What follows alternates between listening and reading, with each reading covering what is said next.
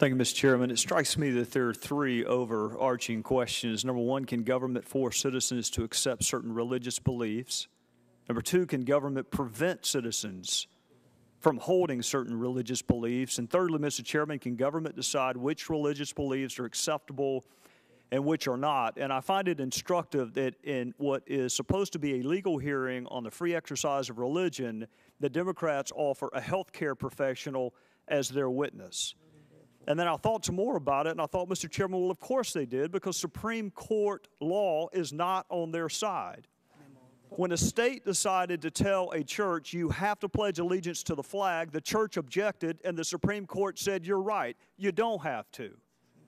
And when a state decided to tell a religious organization, you must display a license tag that has a certain phrase on it, the church objected, and the Supreme Court said, you're right, you don't have to.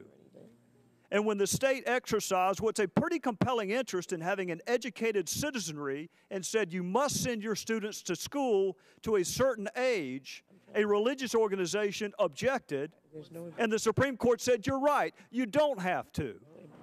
And whether it's animal sacrifice, or whether it's working on Saturdays, or whether, heaven forbid, it is deciding who your ministers are, and the Supreme Court ruled 9-0, Mr. Chairman. Can you find me another case in this fragmented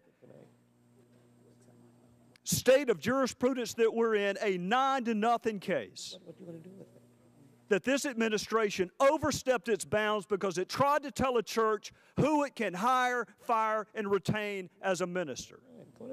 This is a legal issue. And the administration will prevail if it can prove two things. Number one, that there's a compelling state interest in providing free contraceptive care to the contrary of people's religious beliefs.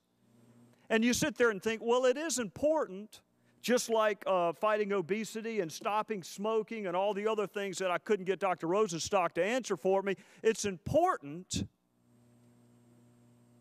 Is it compelling? Well, how can it be compelling when you grandfather out so many entities and when you have so many exceptions? But just give them that, Mr. Chairman.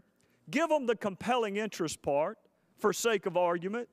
Is it the least restrictive means?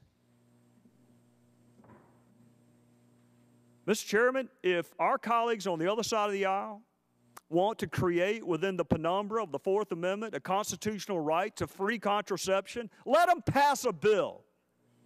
But do not make that man do it when it violates his religious beliefs.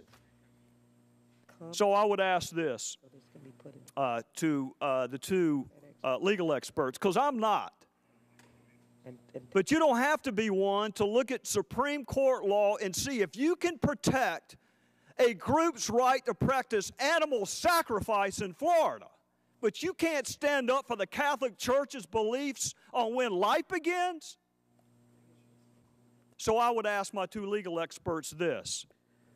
Does it meet the compelling interest test?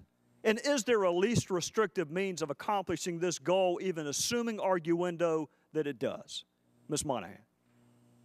Just to clarify, I'm not a legal expert, so I defer to our legal expert over here. All right. Ms. Uden. To answer your question in a nutshell, I mean, it's completely unconstitutional, and it does not satisfy the compelling government interest or the least intrusive means test. And tell us, in the 45 seconds I have remaining, why it doesn't meet the compelling interest test. Well, I mean, you have to understand what's constituted compelling government interest in the past. It's something like national security or preventing crimes. I mean, if you really think about that standard, it's something that's used in the context of the Equal Protection Clause when we determine when racial discrimination is allowed and when it's not. And when that standard is met, racial discrimination is in fact allowed. So if you think about it that way, you understand just how extreme or how strict that standard is. And absolutely, we can say that here, in this situation, the stated government interest is in an increase in the access to contraception. And when applied to religious organizations, that's only a marginal increase in the access to contraception, which absolutely, we can all agree, does not rise to a level of compelling government interest. Well, I'm out of time, so I won't have a chance to ask you if the president can make people stop smoking, because that's in the overall health benefit of all of us, or whether they can make diabetics diet so all of our costs go down. I'll have to save that for another hearing, and hopefully the Democrats will invite a legal expert instead of a healthcare professional, Mr. Chairman, if we have another hearing. Well, Mr. Gowdy can be the chairman's lawyer anytime.